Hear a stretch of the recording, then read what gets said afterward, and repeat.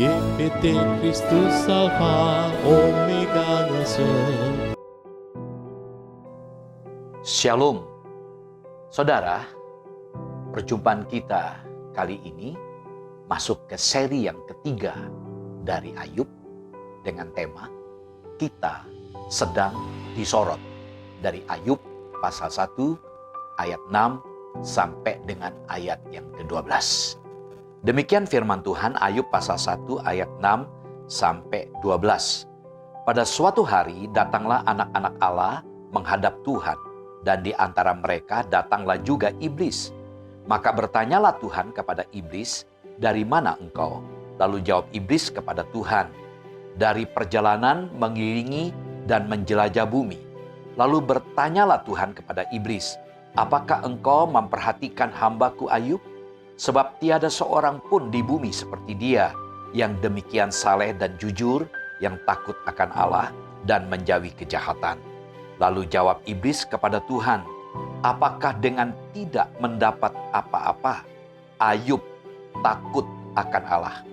Bukankah engkau yang membuat pagar sekeliling dia dan rumahnya, serta segala yang dimilikinya? Apa yang dikerjakannya telah kau berkati, dan apa yang dimilikinya makin bertambah di negeri itu. Tetapi ulurkanlah tanganmu dan jamalah segala yang dipunyainya, ia pasti mengutuki engkau di hadapanmu." Maka firman Tuhan kepada iblis, "Nah, segala yang dipunyainya ada dalam kuasamu, hanya janganlah engkau mengulurkan tanganmu terhadap dirinya." Kemudian pergilah iblis dari hadapan Tuhan. Amin. Berbahagia yang membaca, mendengarkan, merenungkan, dan melakukan firman Tuhan. Puji Tuhan. Saudara, dalam firman Allah yang kita baca hari ini, kita diperhadapkan dengan gambaran dunia multidimensi. Di bawah sini, kita seperti Ayub bekerja, mengambil berbagai keputusan, menikmati tawa, canda, air mata bersama keluarga, dan lain sebagainya. Di atas sana ada banyak mata tengah memperhatikan kita, saudara. Mata Allah dari wajahnya yang tersenyum, bangga melihat sepak terjang manusia yang memiliki integritas seperti Ayub, atau sedih ketika menyaksikan mereka yang menjalani hidup yang retak, yang rusak, yang nggak beres.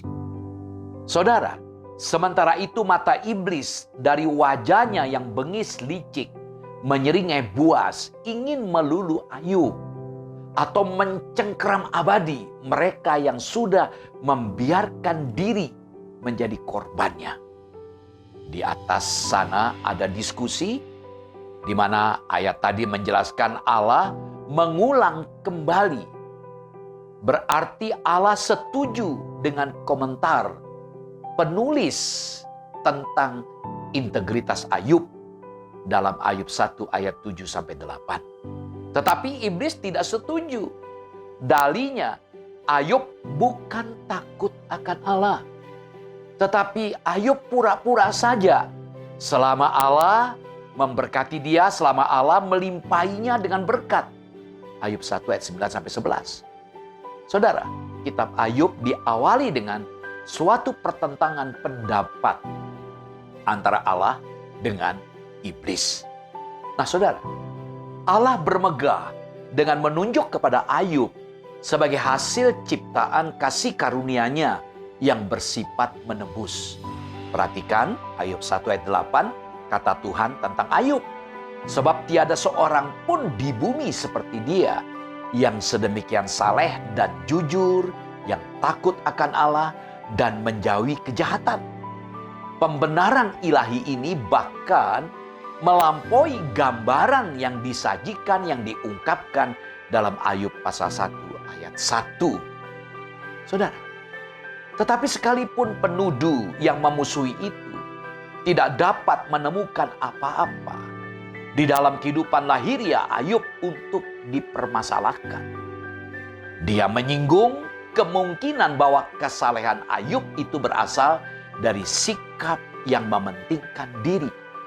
Sebetulnya iblis mengatakan Ayub itu penipu seperti saya, ayah sejatinya, yakni iblis.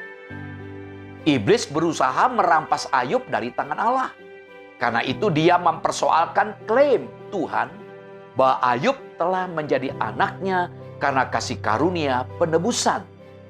Iblis secara tak langsung menyinggung bahwa dengan tidak menyadari kepalsuan dan kesalahan Ayub, Allah itu naif.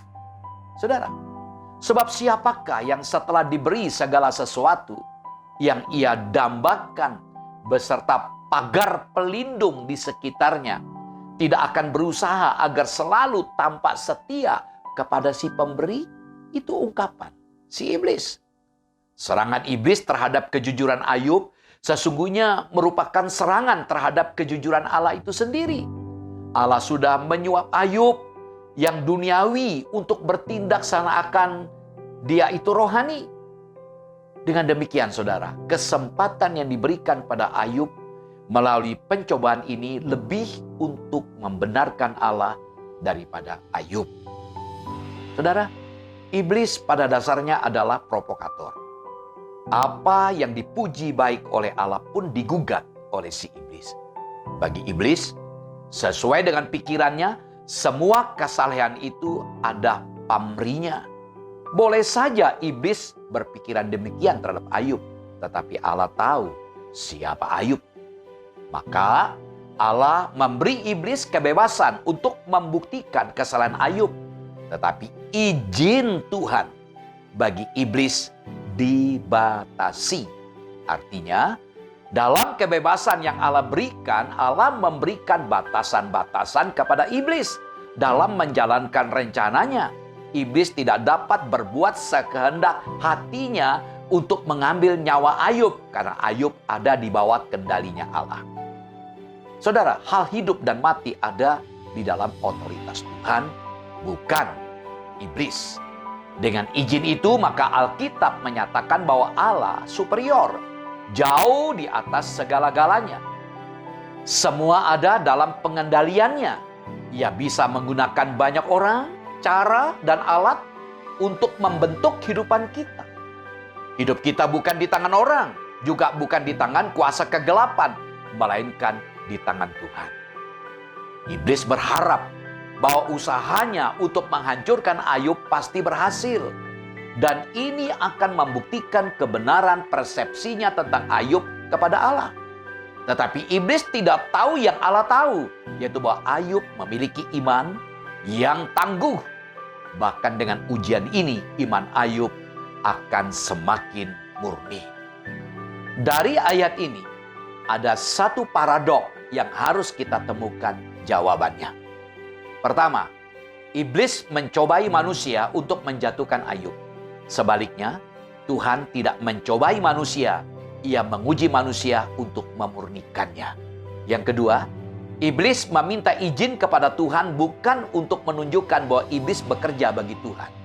Hal ini justru memperlihatkan bahwa Tuhan berkuasa penuh atas iblis dan bahwa tidak ada yang terjadi di luar kuasa Tuhan.